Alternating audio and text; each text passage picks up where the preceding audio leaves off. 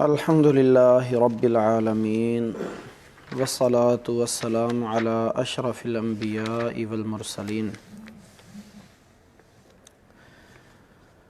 آج کا ہمارا سبق ہے غزوہ بنی المصطلق، بنو المصطلق۔ غزوہ مریسہ کے نام سے بھی مشہور ہے۔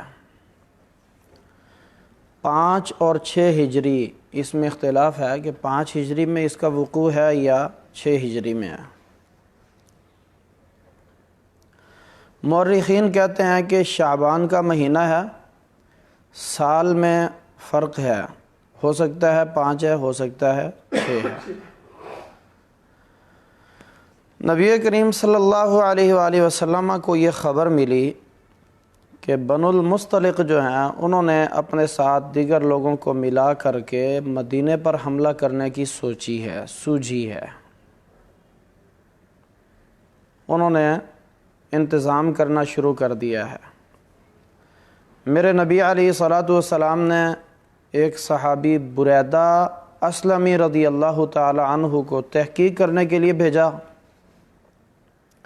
انہوں نے واپس آ کر کے یہ خبر دی کہ یہ بات حقیقت ہے، بنو المصطلق والے تیاری کر رہے ہیں۔ اس کے بعد اللہ کے نبی صلی اللہ علیہ وسلم نے مدینے کا انتظام زید ابن حارثہ، ابو ذر یا نمیلہ بن عبداللہ، ان تینوں میں سے کسی ایک کو دے کر کے صحابہ کرام کے ساتھ بنو المصطلق کی طرف کوچ فرمایا۔ بنو المصطلق میں حارث بن ابی زرار یہ آدمی تھا جو یہ سارا اہتمام کر رہا تھا مسلمانوں کے خلاف۔ اسے جب مسلمانوں کی روانگی کا علم ہوا تو اس نے اپنے جاسوس کو بھیجا کہ جا کر کے مسلمانوں کے حال احوال، لشکر یہ وہ ریکی کر کے خبر لے کر آئے۔ مسلمانوں نے اس کے جاسوس کو پکڑا گیا اور اسے تہہ تیغ کر دیا، قتل کر دیا۔ اس کی خبر جب حارث بن ابی زرار کو پہنچی تو سخت خوفزدہ ہوا، اور اس نے جو اپنے ساتھ دیگر قبائل ادھر ادھر سے ملائے تھے وہ سارے اس کا ساتھ چھوڑ کر بھاگ نکلے۔ البتہ یہ اپنی قوم، اپنی جمعیت، اپنے لشکر کے ساتھ میدان میں ڈٹا رہا۔ صحابہ کرام پہنچے، ان کی طرف سے بھی صفیں باندھی گئیں، مسلمانوں کی طرف سے بھی صفیں باندھی گئی۔ اسلامی لشکر کے علم بردار، اسلامی پورے لشکر کے پھریرا بردار، جھنڈا تھامے ہوئے تھے سیدنا ابو بکر صدیق رضی اللہ تعالی عنہ، اور انصار کی جمعیت کا جھنڈا سعد ابن عبادہ رضی اللہ تعالی عنہ کے ہاتھ میں تھا۔ تیروں سے حملہ ہوا، مسلمانوں نے بھی تیر مارے، تیر پھینکے گئے تو کچھ زخمی وغیرہ ہوئے۔ اللہ کے نبی صلی اللہ علیہ وسلم نے یک بارگی حملے کا حکم دیا، ان کے سارے مردان بھاگ نکلے، کافی قتل بھی ہوئے، عورتوں اور بچوں کو غنائم میں سمیٹ لیا گیا، مسلمانوں کی تحویل میں آ گیا۔ اس کے ساتھ ساتھ ڈھور ڈنگر، جانور وغیرہ بھی کافی تعداد میں مسلمانوں کے ہاتھ لگے۔ انہی قیدیوں میں، خواتین میں سیدنا جویریہ رضی اللہ تعالی عنہا بھی ہیں، جو کہ بنو المصطلق کے سردار حارث بن ابی زرار کی بیٹی تھی۔ حارث بن ابو زرار کی بیٹی، اس کا نام جویریہ ہے۔ وہ ثابت ابن قیس کے حصے میں آئی اور انہوں نے کہا کہ مجھے اتنا مال دے کر کے تم آزاد ہو سکتی ہو۔ وہ مال محمد الرسول اللہ صلی اللہ علیہ وسلم نے پے کر دیا، جویریہ آزاد ہو گئی۔ آزاد ہونے کے بعد اللہ کے نبی صلی اللہ علیہ وسلم نے ان سے نکاح کر لیا۔ جب صحابہ کرام نے یہ دیکھا کہ جویریہ اللہ کے نبی صلی اللہ علیہ وسلم کی بیوی ہیں اب، تو انہوں نے نبی علیہ الصلوۃ والسلام کے سسرالی خاندان کا خیال رکھتے ہوئے اس قبیلے کی جتنی عورتیں اور بچے تھے سب کو آزاد کر دیا جو مسلمان ہو گئے تھے۔ اس غزوے سے کافی معاملات اور کافی اسباق ملے۔ یہ پہلا غزوہ ہے جس میں باقاعدہ طور پر منافقین نے شرکت کی تھی۔ عبداللہ ابن ابی، اس کے رفقا، چونکہ پہلے وہ دیکھ چکے تھے کہ احد میں ہم نے دھوکہ کیا، 300 لے کر کے واپس پلٹ گیا، خندق میں وہ نکلے ہی نہیں تھے، تو اب انہیں نکلنے کا موقع ملا اور انہوں نے خوب سازشیں بھی کی ہیں۔ تو ان کی سازشوں میں سے ایک تو یہ ہے کہ وہ مسلمانوں کے خلاف سینہ صبر رہتے ہیں، کوئی موقع ہاتھ سے نہیں جانے دیتے۔ ایسا ہی ایک موقع وہاں جانوروں کو پانی پلانے کے دوران پیش آیا۔ عمر رضی اللہ تعالی عنہ کے غلام اپنے جانور کو پانی پلانا چاہ رہے ہیں، پانی لینے کے لیے پہنچے ہیں، اور ادھر سے ایک منافق ہے، اس کا بیٹا، وہ بھی وہاں پانی پلانے کے لیے پہنچا ہے۔ تو اس نے آواز لایا، اس نے کہا کہ پہلے میرا جانور پانی پیے گا۔ اس پر تھوڑی بات بڑھی تو اس نے انصار کو بلایا، دوسری طرف سے بات بڑھی تو انہوں نے مہاجرین کو بلایا۔ مہاجرین اور انصار کی جب یہ بات بڑھی تو اس دوران اللہ کے نبی صلی اللہ علیہ وسلم کو جیسے ہی یہ خبر پہنچی، آپ صلی اللہ علیہ وسلم فوراً وہاں پہنچے اور فرمایا کہ یہ جاہلیت کی پکار، اسے چھوڑ دو، یہ بہت بدبودار ہے کہ میں انصاری ہوں یا میں مہاجر ہوں یا میں فلاں قبیلے سے ہوں یا میں فلاں خاندان سے تعلق رکھتا ہوں۔ انصار میں سے جس آدمی نے جو پانی پلا رہا تھا وہ جوہنی تھا، اور مہاجرین میں سے جو آدمی پانی پلانے کے لیے آیا تھا وہ عمر ابن خطاب رضی اللہ تعالی عنہ کا غلام جہجہ غفاری تھا۔ یہ بات جب رئیس المنافقین عبداللہ ابن ابی کو پہنچی تو اس نے کہا یہ تمہارا ہی کیا ہوا ہے، تم اگر ان لوگوں کو پناہ نہ دیتے تو یہ کبھی یہاں اتنے اسٹرانگ اور مضبوط نہیں ہو سکتے تھے، اور مکہ میں تو ان کو ویسے تل دھرنے کو جگہ ہی نہیں مل رہی تھی۔ یہ واقعہ سنا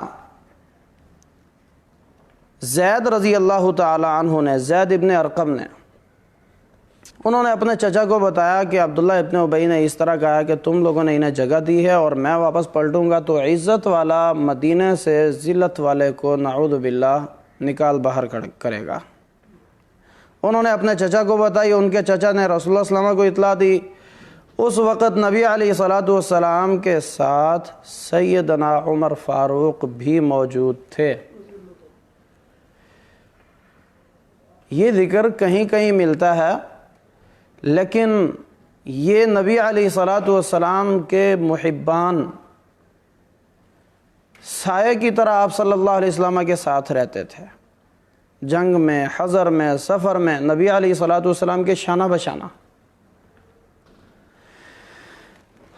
بولے حضور نبی کریم صلی اللہ علیہ وسلم آپ عباد ابن بشر سے کہیے وہ اسے قتل کر دیں۔ کس کو؟ عبداللہ ابن ابی کو، جس بدبخت نے یہ بات کی ہے کہ مدینہ سے عزت والا ذلت والے کو نکال دے گا۔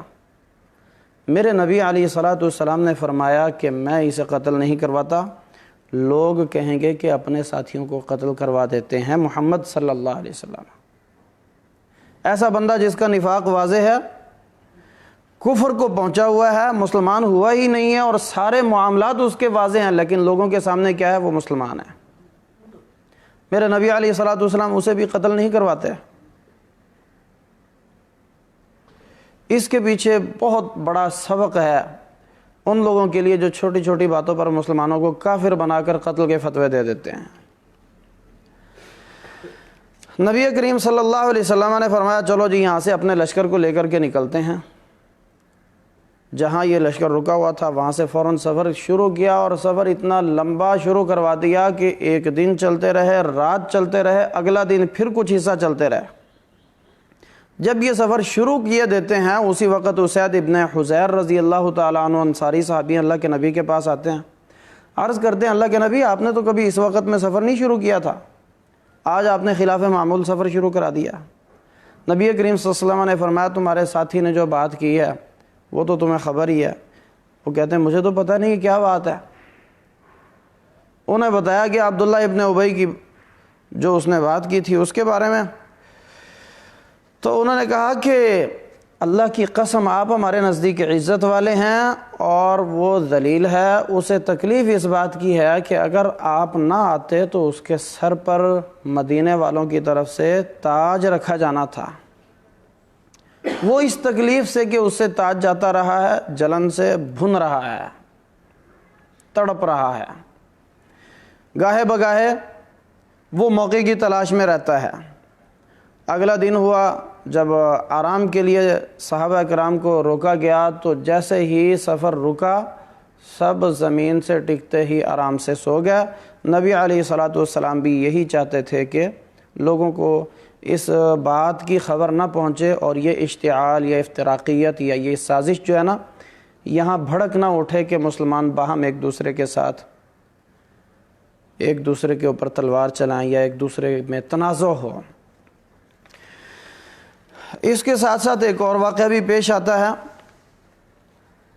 وہ واقعہ ہے نبی کریم صلی اللہ علیہ وآلہ وسلم نے اسی واپسی کے سفر میں اسی پڑاؤ کے بعد جب دوبارہ سفر شروع کیا تو سیدہ عائشہ رضی اللہ تعالی عنہا کا ہار گر گیا تھا، اور اسی واقعے میں جو یہ عبداللہ ابن ابی کا واقعہ ہے ان کا بیٹا اللہ کے نبی صلی اللہ علیہ وسلم کے پاس آیا اور آ کر کے عرض کرنے لگا ہے اللہ کے نبی صلی اللہ علیہ وسلم آپ کا ارادہ ہو عبداللہ کو میرے ابا کو سائڈ پہ کرنے کا تو میں حاضر ہوں، میں چاہتا ہوں کہ میں اپنے باپ کی گردن اڑا دوں تاکہ کسی اور اگر کوئی یہ کام کرے گا تو میرے دل میں یہ بات ممکن ہے کبھی آ جائے کہ اس نے میرے ابا کو ہٹایا تھا۔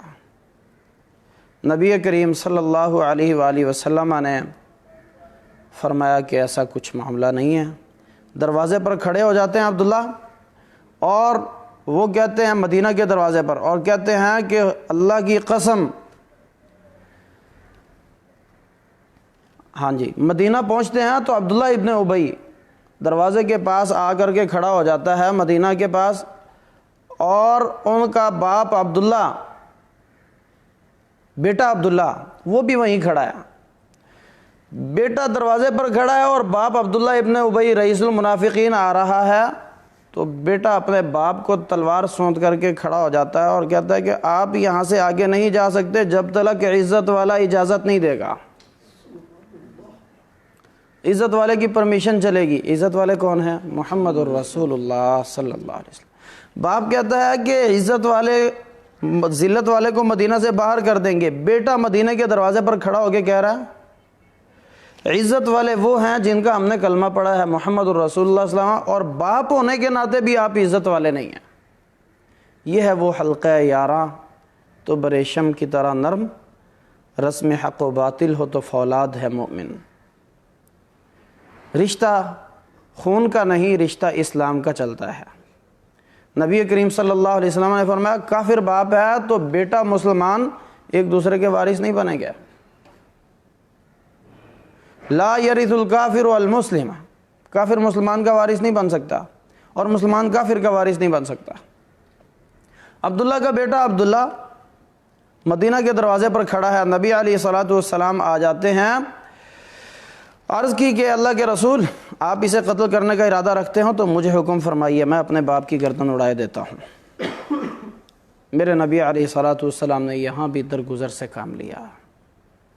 اسی دوران ایک اور واقعہ پیش آتا ہے، زید ابن حارثہ رضی اللہ تعالی عنہ نبی علیہ الصلوۃ والسلام کے منہ بولے بیٹے ہیں، انہوں نے اپنی بیوی کو چھوڑ دیا تھا، نبی علیہ الصلوۃ والسلام نے اللہ تعالیٰ کے حکم سے ان سے شادی کر لی۔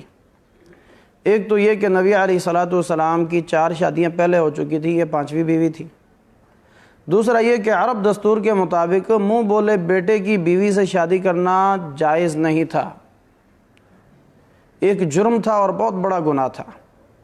اللہ رب العالمین نے اس چیز کی اجازت دی اپنے نبی علیہ الصلوۃ والسلام کو، اور ایک قانون بنا دیا کہ جو منہ بولا بیٹا ہے ادعوہم لآبائہم، انہیں اپنے بیٹے بنا کر کے مت وہ پکارو، بلکہ جو ان کے اصلی باپ ہیں انہی کے نام سے انہیں پکارو۔ آپ کسی لے پالک کو، منہ بولے بیٹے کو اس کی ولدیت میں اپنا نام نہیں دے سکتے اسلام کے قانون کے مطابق۔ فرمایا اگر تم ان کے باپوں کو نہیں جانتے کون ہے ان کے باپ، تو فَإِخْوَانُكُمْ فِي الدِّينِ وَمَوَالِيكُمْ، پھر یہ تمہارے دین کے بھائی ہیں، پھر بھی انہیں اپنے بیٹے نہ بناؤ۔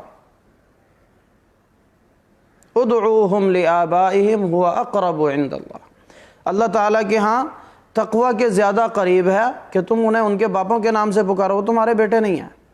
اب اس کے جواب میں پہلے تو یہ کہ بیٹا ہونے والا وہ معاملہ ہی ختم ہو گیا، دوسرا یہ ہے کہ زینب رضی اللہ تعالی عنہا سے آپ صلی اللہ علیہ وسلم نے شادی کر لی۔